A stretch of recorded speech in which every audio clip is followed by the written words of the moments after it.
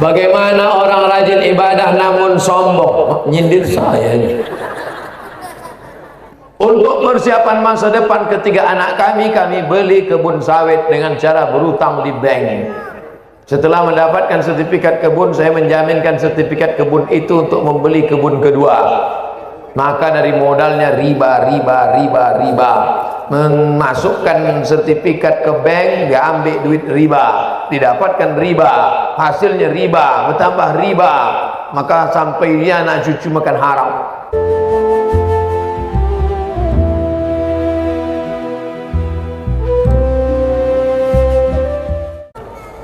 Bagaimana cara Ustadz ikhlas menjalankan kewajiban sebagai istri dan ibu buat anak dalam membangun keluarga? Ibu ikhlas karena yang ibu kandung 9 bulan 10 hari, ibu susukan 2 tahun, tidak akan mungkin bisa dibalas oleh suami dan anak ibu. Betul?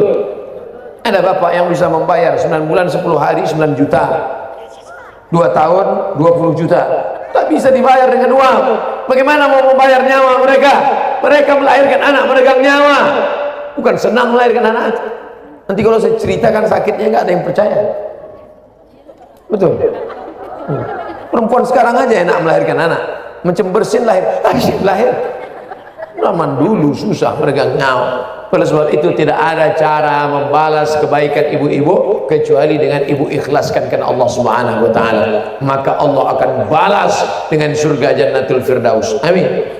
Anak-anak ibu menjadi anak penghafal Quran. 1 tahun dia khatam Quran, 1 bulan dia khatam Quran 2 kali, 1 tahun 24 kali mengalir ke makam ibu. Makanya amal yang paling mulia adalah amal menjadi seorang perempuan, kalah laki-laki. Man a'aqun nas bi husni sohbati. Siapa orang paling layak mendapatkan baktiku? Ummuka, summa man? Ummuka, summa man? Ummuka, summa man? Abuka. Bapak cuma dapat 1 kali, ibu dapat 3 kali, Ustaz dapat sekali. Saya kan laki-laki. Makanya banyak sekarang laki-laki mau jadi perempuan. Kok laki-laki apa perempuan? Sebenarnya perempuan terjebak di tubuh laki-laki. Bencong.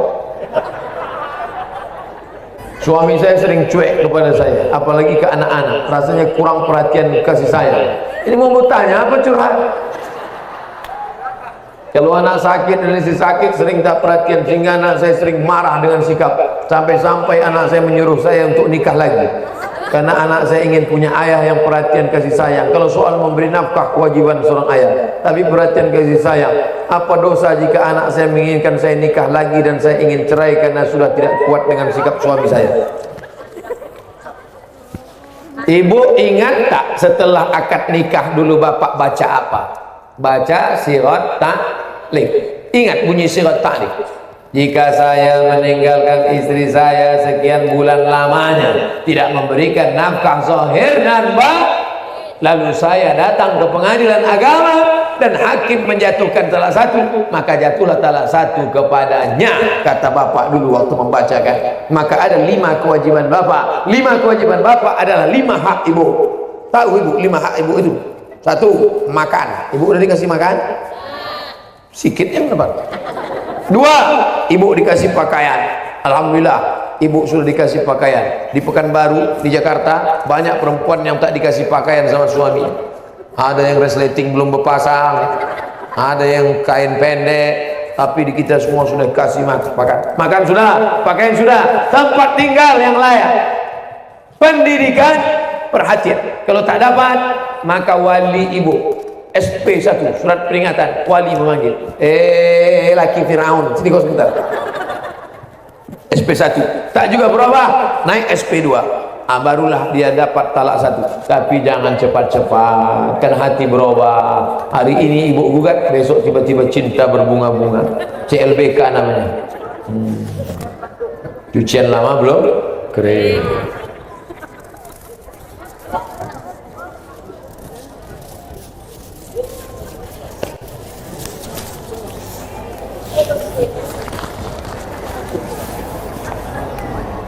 Saya seorang ASN. ASN ini dulu PNS. Cuman PNS namanya sudah buruk. PNS artinya pegawai ngeri sekali.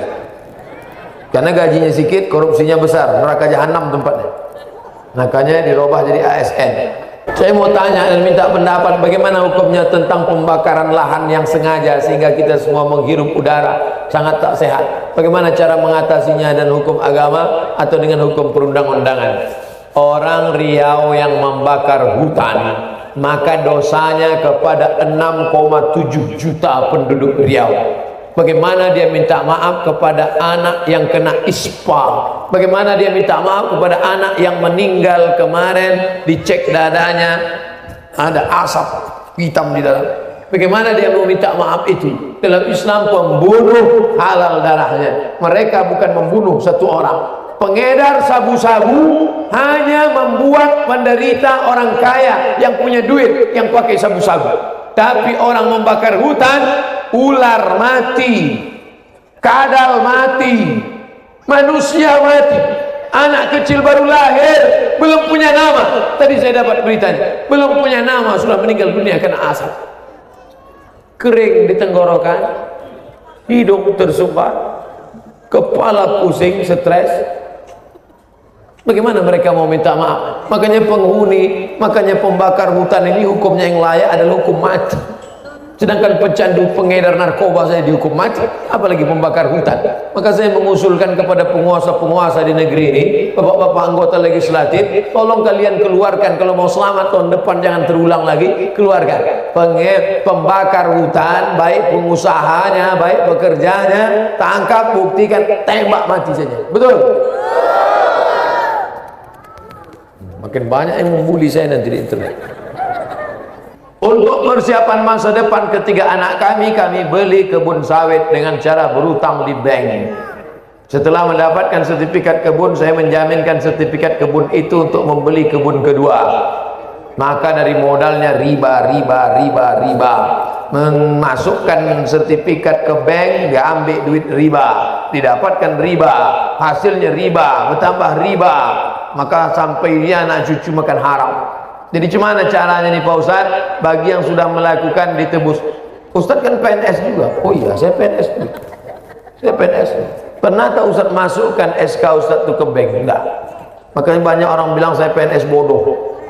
Ustaz bodoh, ya biarlah bodoh, asal jangan makan haram. Biar nampak susah, asal jangan daripada kaya tapi sebenarnya kita fakir, bermental fakir. Kalau dia berzikir, zikirnya tak sampai kepada Allah SWT. Kalau dia makan, makannya haram, na'udzubillah. Kalau bisa dapat ditebus, tebus balik, hindari riba. Tapi yang tak bisa, sudah terlanjur, bayar saja sampai selesai, habis itu jangan ulang lagi. Banyak-banyak istighfar. Astaghfirullahaladzim, astaghfirullahaladzim, astaghfirullahaladzim. Banyak-banyak istighfar. Bagi yang bisa masih ditebus, tebus itu maksudnya berapa kemarin pinjamnya? 300. Ini aset ada dijual. Iya. Jual ini bom di sini. Bom, habis. Tak bisa Ustaz. Kalau saya bom ini meledak semuanya. Nah, itu emergensi lah. Oleh sebab itu bayar saja sampai lunas. Tapi jangan ulang balik. Harga sawit sementara naik turun sehingga hasil kedua panjang ceritanya. Tak sampai hati saya membaca, nangis pula saya nanti. Bagaimana orang rajin ibadah namun sombong? Nyindir saya ini. La yadkhulul jannata, tak masuk surga man kana fi qalbihi, siapa yang dalam hatinya mithqal habatin min khardalin min kibr, ada sombong walaupun sebesar biji sawi. Bagaimana cara menghilangkan sombong? Sering-sering ziarah kubur, tengok liang lahat, kau akan masuk ke dalam. Ini orang yang suka pamer Pak Ustaz. Suka pamer cincin, pamer emas, pamer duit, pamer mobil, pamer. Jangan pamer. Ada juga sebagian orang pamer, tapi sebetulnya dia mau menunjukkan supaya orang sombong itu hilang sombongnya. Nah, itu pendapat Imam Syafi'i. At-takabbur lil mutakabbir shadaqah. Sombong pada orang yang sombong adalah sedekah. Tapi kita dilarang untuk melaksanakan itu. Sering-sering tengok orang sakit, sering-sering tengok orang mati, supaya hilang angkuh, hilang takabur, hilang sombong. Bagaimana yang dikatakan mati dalam solat itu Pak Ustaz? Mutu qabla anta mutu. Matilah kamu sebelum mati. Hilangkan hawa nafsu, hilangkan keinginan, hilangkan kehendak. Maka sebelum itu kita katakan qul a'udzu birabbin nas, malikin nas, ilahin nas, min syarri waswasil nas alladzi yuwaswisu fi sudurin nas minal jinnati wan nas. Ilahi anta maqsudi, yang ku maksud hanya engkau, wa ridhaka matlubi, ridhamu yang ku cari. Habis itu serahkan semuanya kepada Allah. La haula wala quwata illa billah. Matikan semuanya, di off-kan semuanya, yang di on-kan hanya kehendak Allah SWT. Matikan kehendak kita, munculkan kehendak Allah, hilangkan kudrat iradat kita, yang ada hanya kudrat iradat Allah SWT.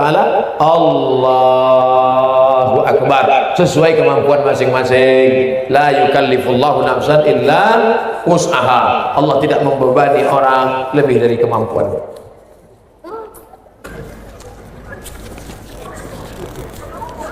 Gimana cara menguatkan hati dalam keraguan memilih pasangan karena jarak jauh? Cari yang dekat-dekat. Sementara kedua orang menyarankan untuk memilih yang dekat. Saya pun lebih dekat. Usah jauh-jauh itu payah.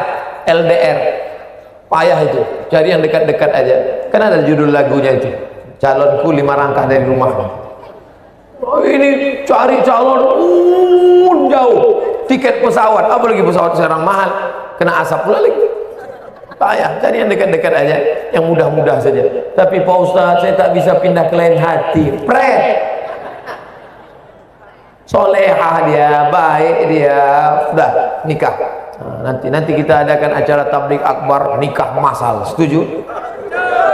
Minta usul sama Pak Kuah, kumpulkan kuah, nikah masal ramai-ramai. Yang dekat-dekat aja. Untuk yang pertama yang dekat-dekat aja dulu, yang kedua nanti baru agak jauh sedikit. Apa boleh sebagian dari uang untuk santunan anak yatim berasal dari kotak amal diberikan juga kepada anak piatu kaum duafa? Tak bisa. Makanya buatkan satu kotak khusus kotak yatim, satu kotak khusus kotak duafa. Yang ayahnya pergi, kebetulan nama ayahnya Toib, tak balik-balik. Yang satu lagi yang kebetulan ayahnya pergi merantau, yang ini pula emaknya susah, tapi dia tak yatim. Tak boleh duit yatim ini dikasihkan kepada kita, boleh. Makanya ada satu kotak khusus kotak yatim. Sedangkan yang anaknya tidak yatim lagi, atau ayahnya tidak meninggal, atau emaknya susah, maka dia tetap diberi santunan dari kotak miskin atau kotak duafa.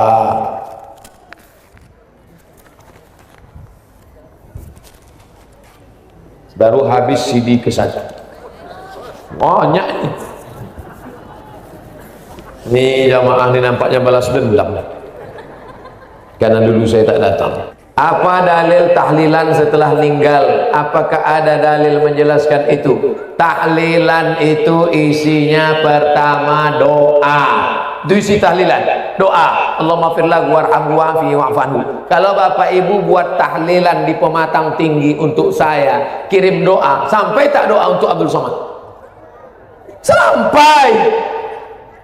Mana dalilnya doa dari Pematang Tinggi sampai?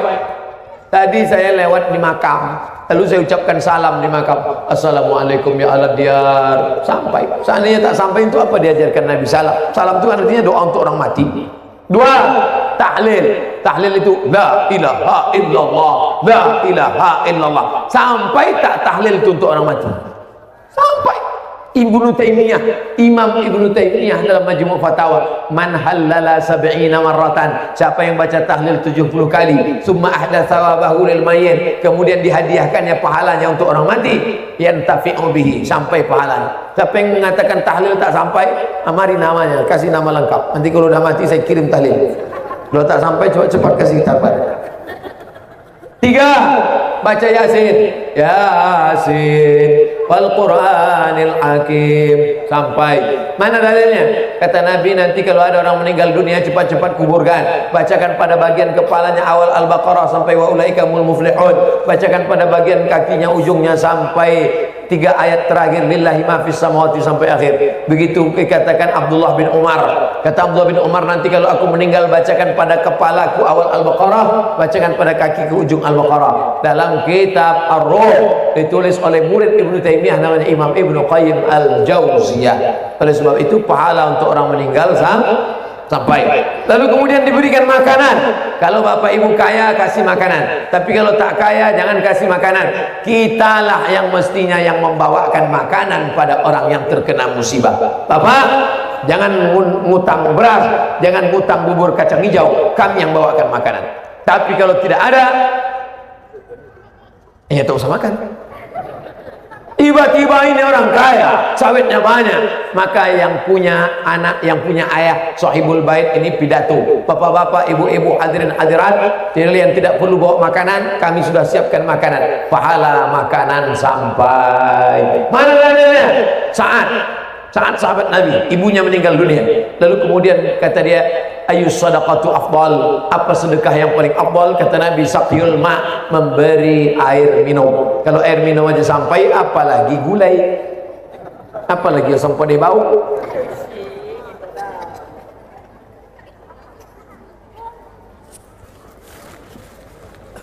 Kebanyakan ibu-ibu itu kan sering kredit barang-barang perabot, ya, pancinya pun kredit, kompornya. Di rumah tuh yang cash cuman ibu itu aja, yang lain lakinya pun kredit. Apakah kredit itu juga termasuk riba Pak Ustaz? Barang uang dengan uang riba, uang dengan barang tidak riba, dengan syarat jangan terlambat. Karena kalau terlambat ada denda itu menjadi riba. Karena secara harga cash kredit itu beda. Pertanyaan saya mungkin sepele tapi pasti merakyat. Cari di internet dan saya tulis 5 tahun yang lalu, Somad Moroko kredit, enter, tulis. Kalau dapat nanti share ke kawan-kawan, print, tempel di papan pengumuman masjid biar tahu semua.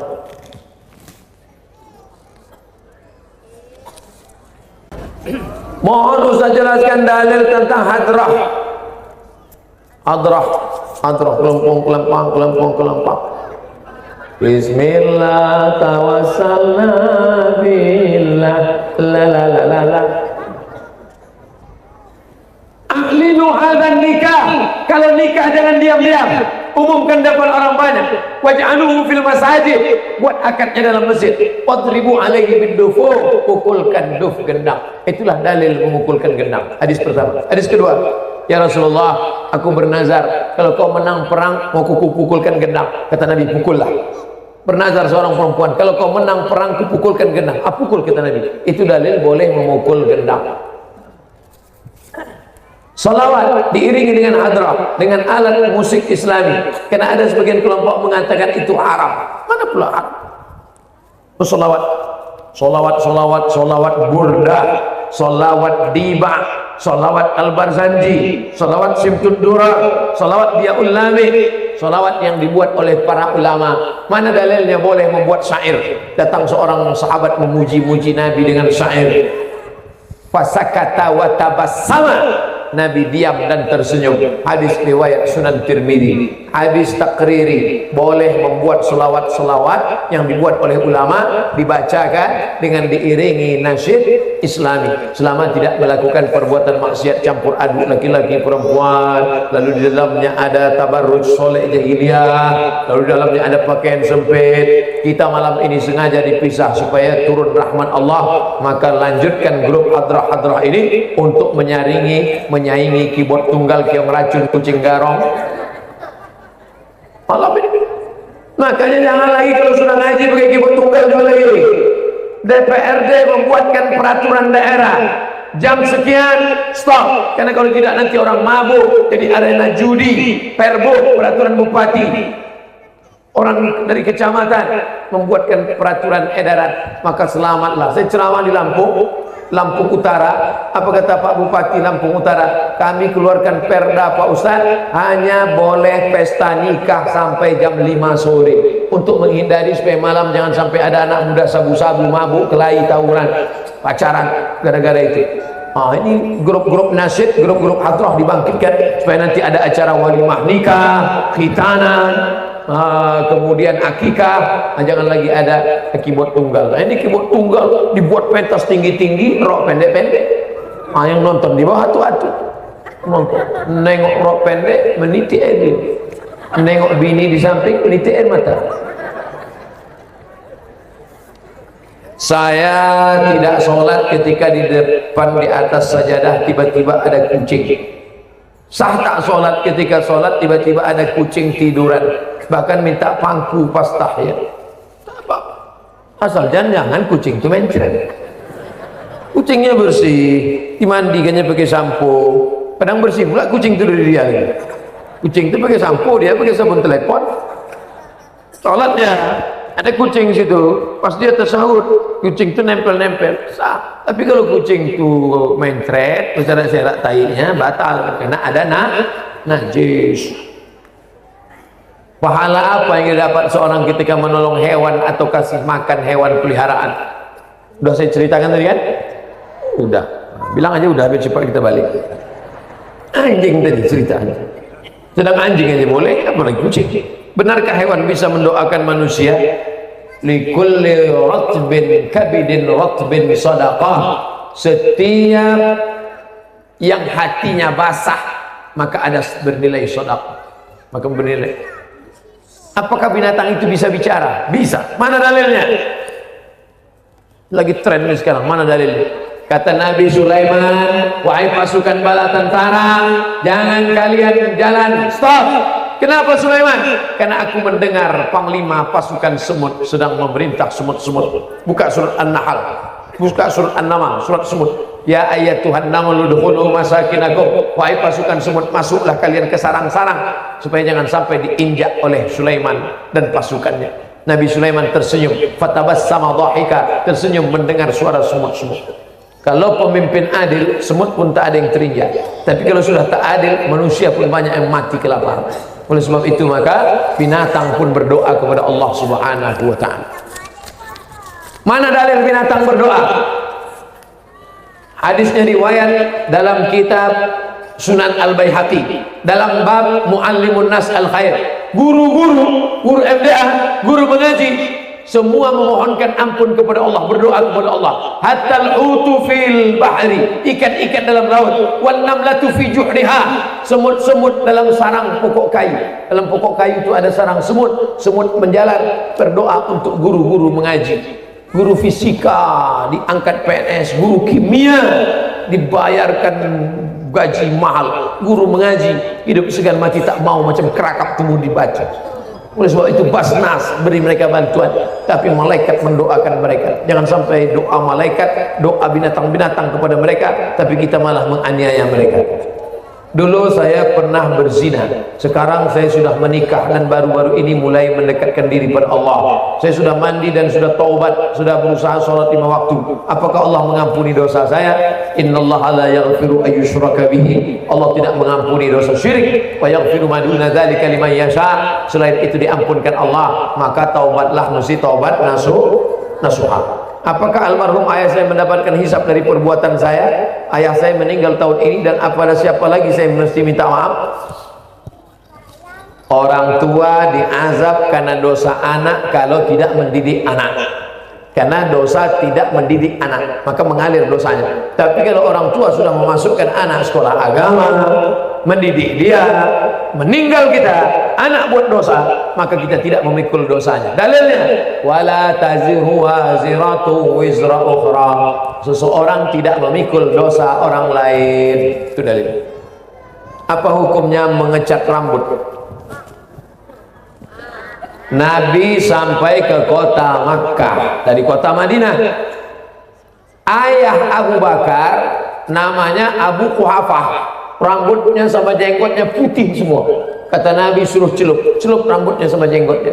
Dicelup pakai inai.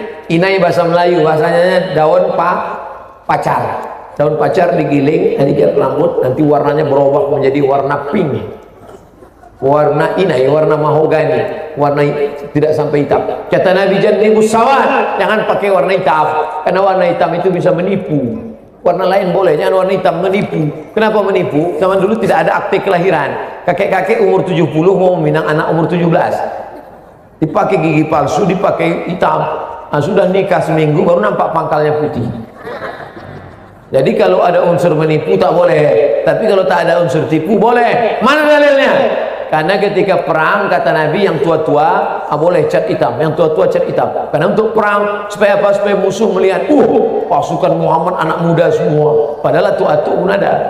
Jadi kalau ada unsur tipu haram. Kalau tak ada unsur tipu boleh. Sumbernya di mana? Kitab namanya Fatwa Al-Azhar, Fatwa Al-Azhar. Yang menulisnya namanya Syekh Atiyah Saqar dari Mesir, Kairo. Pertanyaan terakhir, ini pula kertas yang paling panjang. Dimulai ceramah 8:30, berakhir 10:30, 2 jam gitu. Patutlah kaki saya kesemutan. Hai saudara-saudara yang berdiri, kita sama-sama berdiri. Cuman kalian berdiri aja, aku berdiri bercakap lagi. Kalian berdiri, mulut tutup pakai. Apakah menikah tanpa wali saksi penghulu itu sah Pak Ustaz? Enggak. Dalilnya, la nikaha illa biwaliin, tidak sah nikah kecuali dengan wali, wa syahidai adlin, dan saksi yang adil. Selama nikahnya masuk pula nyamuk. Selama nikahnya pakai tercatat kepala kantor urusan agama kecamatan, maka tidak akan mungkin terjadi. Ini kenapa bisa ada orang nikah tak pakai wali, tak pakai saksi? Karena nikah siri. Jangan nikah siri, ibu, jangan nikah siri. Anak perempuan jangan kasih nikah siri. Kalian kalau nikah siri rugi, karena nikah siri tak ada surat. Nanti kalau dia pergi sampai mati kalian tak akan bisa cerai. Tapi kalau dia nikah sah, pergi dia 3 bulan, pergi ke pengadilan, bisa digugat. Kalau tidak, seumur hidup tak kabeh indak batali. Terikat tapi tak ada tali.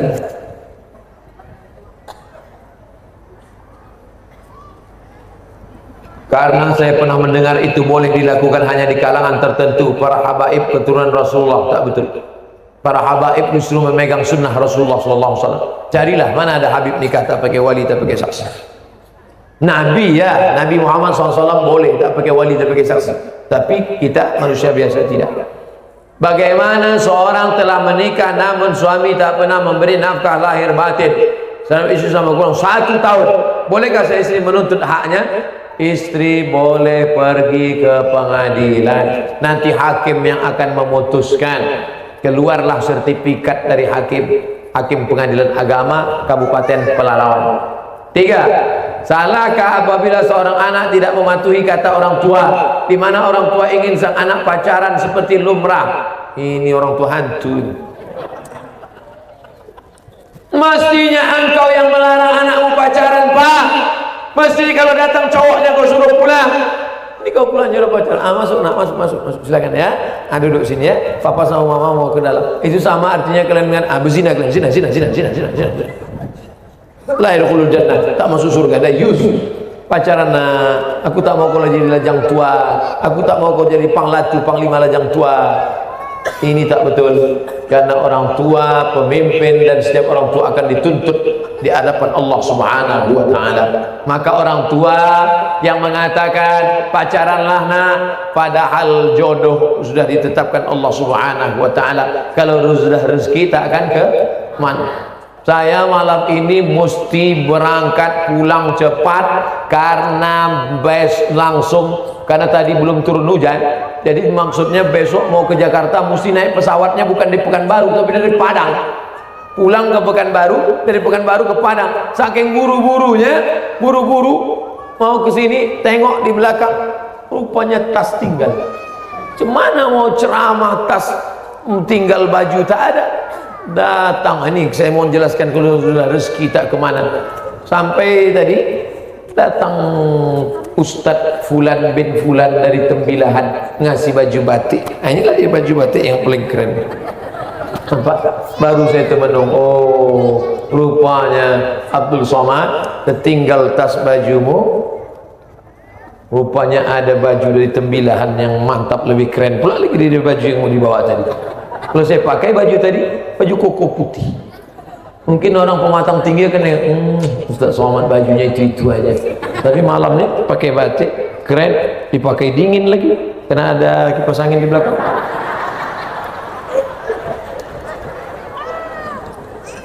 Rezeki sudah ditetapkan Allah Subhanahu wa ta'ala, tapi harus ada usaha. Usahanya jangan haram. Usaha jangan harap. Maka jangan pernah takut jodoh. Kalau sudah jodoh tak akan kemana. Tapi harus ada usaha. Tapi jangan pacaran. Pergi jumpai Pak Kepala Kemenak, jumpai Ustadz kita Pak Ketua MUI, jumpai Ustadz Somad. Ustadz kan banyak jamaah Ustadz. Tolong carikan jodoh saya Pak Ustadz. Perempuan yang kaya, kebun sawitnya sejauh mata memandang, ayahnya sedang diopnami tak lama lagi mati, dia pula cantik, kemudian pula taat beragama, hafal juz 30 Quran 30 juz. Kalau ada kasih ke saya Pak Ustaz. Kalau ada macam itu ngapain aku kasih ke kamu? Bagus aku kasih sama bapak-bapak yang lain. Saya tak mau juga. Mudah-mudahan amal kita selama 2 jam malam ini bernilai amal soleh, berubah dari pengajian menjadi amal perbuatan, diselamatkan Allah dari segala perbuatan maksiat dan dosa. Ala hadhihi niyyah wa kulli niyatin salihah al-fatihah.